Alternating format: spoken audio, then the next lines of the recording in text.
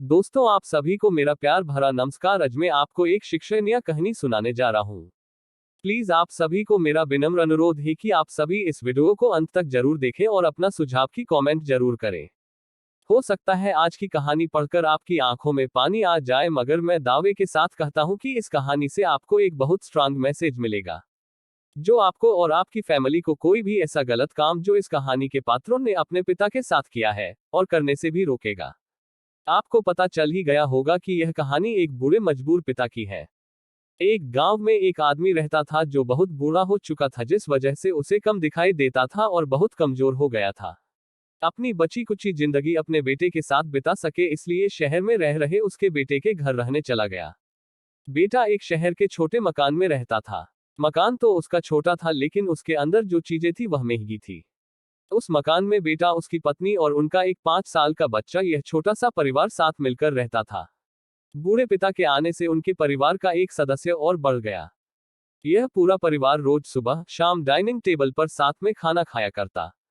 बूढ़ा पिता अपनी कमजोरी के चलते हमेशा खाने की चीजें नीचे गिराता रहता और कई बार कांच के बर्तन भी टूट जाया करते थे। कुछ दिनों तक तो बहू और बेटे ने यह सब सहन किया, लेकिन बाद में वे दोनों बूढ़े की ऐसी हरकतों से चिढ़ने लगे। एक दिन बेटे ने कहा कि ऐसा कब तक चलेगा, हमें कुछ करना पड़ेगा। उसकी पत्नी भी इस बात से सहमत हुई। अगले दिन बेटा कहीं से एक पुराना मेज लेकर आया और घर के एक कोने में उसे लगा दिया और अपने पिताजी से कहा कि आप यहीं पर बैठकर खाना खा लिया कीजिएगा। उन्होंने एक लकड़ी का बर्तन भी बनवाया, जिसमें वे अपने बूढ़े बाप को खाना देने लगे। अपने कांच के कीमती बर्तन बचाने के लिए अपने पूरे बाप को लकड़ी का बर्तन देने में उन्हें जरा भी शर्म नहीं आई। अब खाने का समय जब जब होता तो बूढ़ा बाप एक कोने में बैठकर खाता और बाकी का परिवार डाइनिंग टेबल पर खाना खाया करता। डाइनिंग टेबल पर बैठे बैठे दोनों पति पत्नी कभी कभी अपने बूढ़े बाप की तरफ देख लिया करते। बूढ़े बाप की आंखों में उन्हें आंसू भी नजर आते, मगर उन पर जैसे कोई असर ही नहीं होता। बूढ़े का पोता भी यह नजारा हमेशा देखता और वह अपने में ही खोया रहता।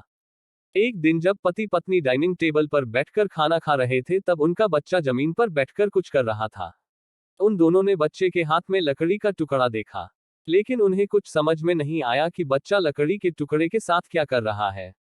जब बच्चे के पिता ने उससे पूछा कि बेटा आओ खाना खा लो, तुम नीचे बैठकर क्या कर रहे हो, तब बच्चे ने भोलेपन से कहा, अरे मम्मी पापा, मैं आप दोनों के लिए लकड़ी का बर्तन बना रहा हूँ, ताकि आप लोगों को जब आप बुरे हो जाओ तो दिन में खाना दे सकूं। अपने नादान बेटे द्वारा दी गई यह सहज बात दोनों के दिल में तीर की तरह उतर गई।